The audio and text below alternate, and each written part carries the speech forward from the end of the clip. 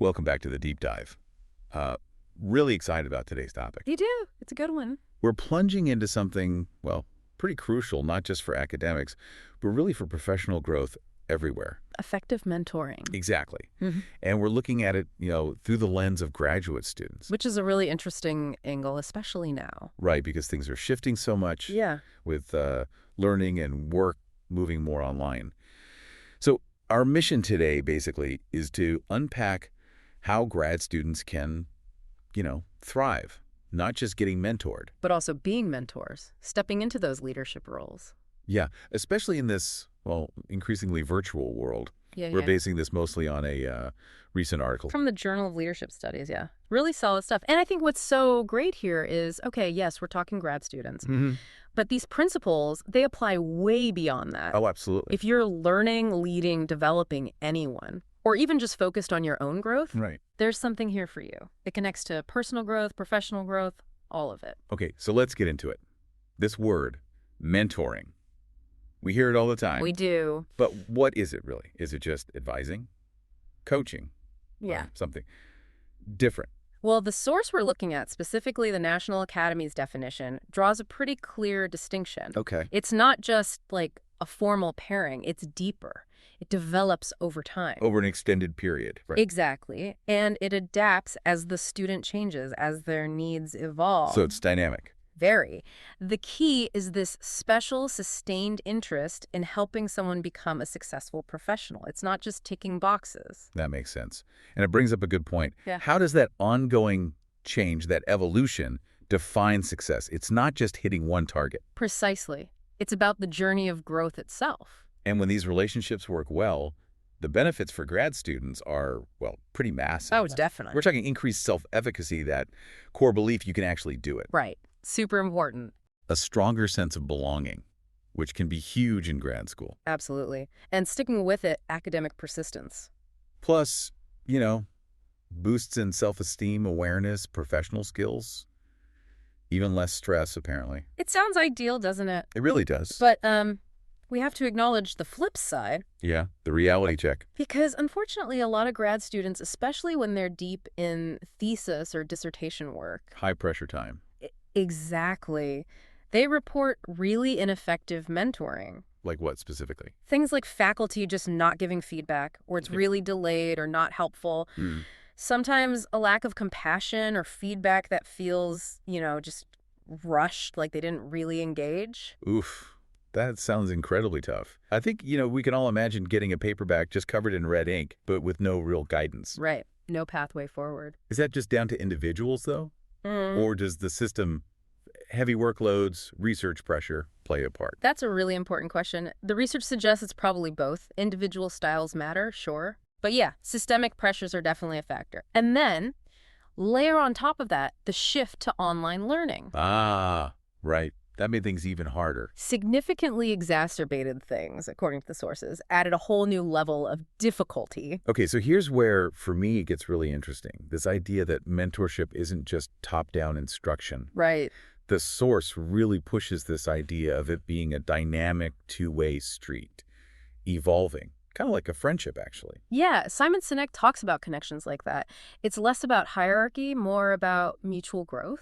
It completely reframes the roles, doesn't it? Absolutely. And think about grad students. They're often in this fascinating position. How so? They're in learning mode, right? Yeah. Taking guidance from their mentors. Okay. But often at the same time, they're in mentoring mode themselves, maybe as TAs supervising undergrads. Oh, interesting. So they're doing both simultaneously. Exactly. It really highlights how fluid their development is. They're not just soaking things up, they're also giving back, guiding others, learning and teaching at once. So focusing on that learning mode first.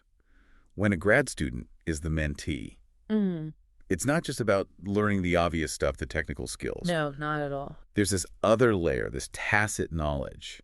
What does that actually mean in practice? Why is it so vital? Tacit knowledge is like the secret sauce, the stuff that's really hard to write down in a manual. Okay. It's how your mentor thinks through a problem, how they come up with research questions out of thin air, seemingly. Right, the creative process. Or how they handle tricky collaborations, navigate departmental politics. It's the stuff you absorb by watching, by being in it, learned by doing, really. And the key to actually absorbing that, to making the most of being a mentee, is having this mindset of openness, receptivity. Bingo. And that brings us to this openness framework mentioned in the article. Right, based on becoming coachable. Exactly. It breaks down into 4 key things, 4 tenets that mentees need to embrace. This framework sounds like the core of being a successful mentee. So what are these 4 tenets? And maybe more importantly, how do you actually do them? How do you cultivate that openness? Okay, let's break it down. First one, openness to change. Foundational. Absolutely. It's that Marshall Goldsmith idea, right? What got you here won't get you there. Such a great line.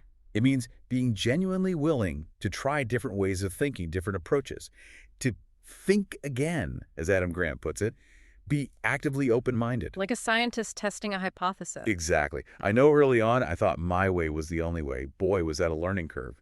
You miss so much with that attitude. We've all been there. Okay, second tenet. Openness to feedback. Now, this can be tough.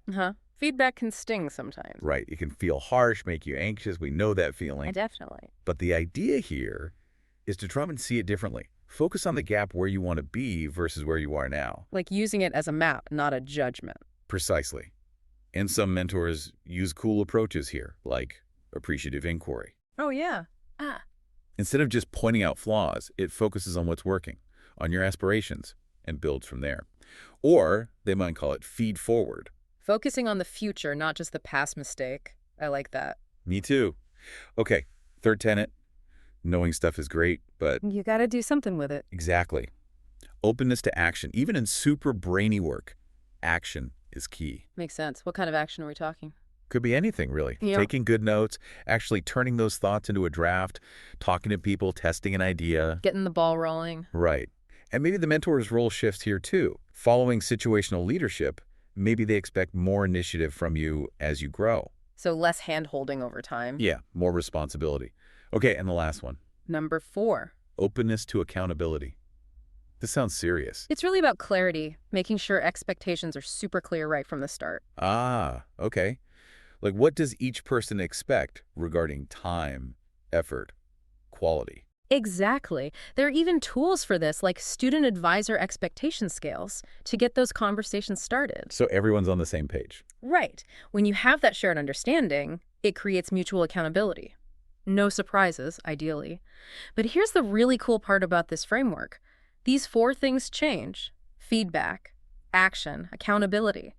They aren't just separate blocks. Okay. They feed each other. They create this virtuous cycle. So being open to feedback helps you change, which Right. leads to action. Exactly. Each one reinforces the others. It's an engine for continuous learning, not just a one-time setup. That's powerful. It really is. And it makes you wonder, how can you start using these openness ideas in your own learning? Or even if you're mentoring someone else, where could you be more open? That's a great question. And it leads nicely into the other side of the coin, right? Grad students not just being mentored. They're doing the mentoring themselves. Yeah. Guiding undergrads, maybe newer grad students. Or even sometimes reverse mentoring. Reverse mentoring. What's that? It's where the grad student might actually guide their faculty advisor on something. Maybe new technology or a cutting-edge research method the student knows better. Wow, okay. That flips the script. It does. But a really significant piece here is peer mentoring. Grad students mentoring other grad students. Why is that so important? Well, think about it. Grad school can be isolating. Definitely. So these peer initiatives are incredibly powerful for building a sense of community, connection.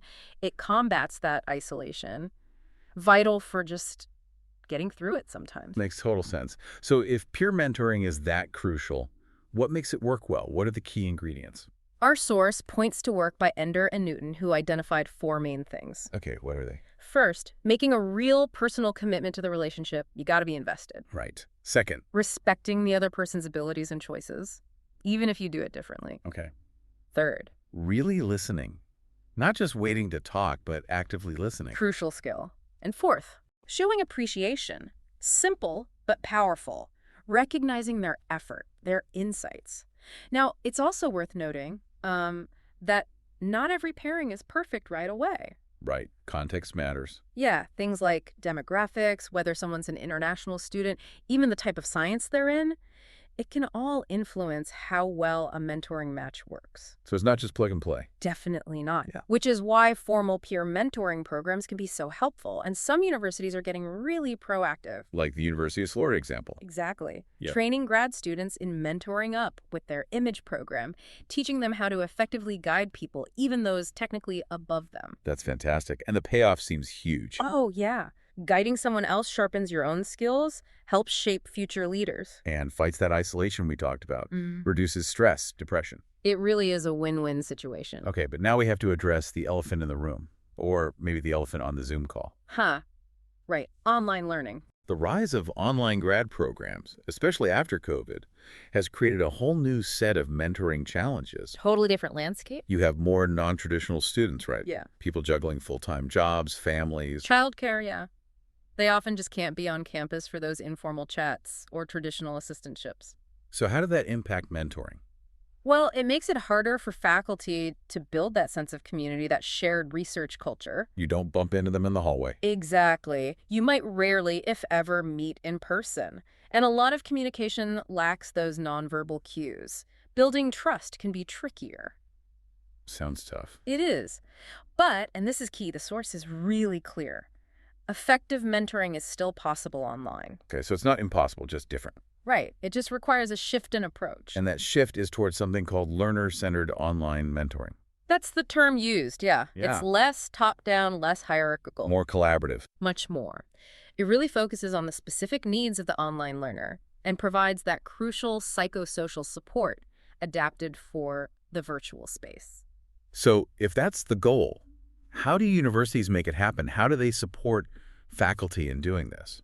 That's the million-dollar question, isn't it? The recommendation is pretty strong: professional development. Training for faculty specifically on online mentoring. Exactly. Covering best practices like how to share research strategies effectively online, encouraging students to use their own work experience as a basis for research. Oh, interesting. Leveraging their context. Right. Being flexible with communication, maybe different times, different platforms, and crucially, providing emotional support and showing cultural sensitivity, because online cohorts can be incredibly diverse. It sounds like it requires a very intentional, adapted skill set from the mentor. It absolutely does. Okay, let's try and wrap this up. Bringing it all together, Yeah. what's the big takeaway for our listeners? I This deep dive really shows that good mentoring is fundamental, right, for developing independent thinkers, especially now. absolutely crucial. But it also highlights that individuals can't just wait passively. They have to actively shape their own path, own their growth. Right, take initiative. And that openness framework we talked about: change, feedback, action, accountability. Yeah. That's not just for grad students. That's a blueprint for lifelong learning for anyone in any field. That's a great point. It's universally applicable. Totally. And for the institutions, Mhm. especially those growing online, they really need to invest in good mentoring, diverse options, high quality, including that peer-to-peer support. It's essential infrastructure, really. You could say that, yeah, for student success and just building a healthy academic environment. So here's a final thought for everyone listening. If universities can learn from grad student exit interviews about mentoring, what's one small, intentional step you could take this week? Either to find better mentoring for yourself, or maybe to offer better guidance to someone else. Using those principles of openness we discussed. Exactly. Yeah. Leveraging that power of openness. What one thing could you do?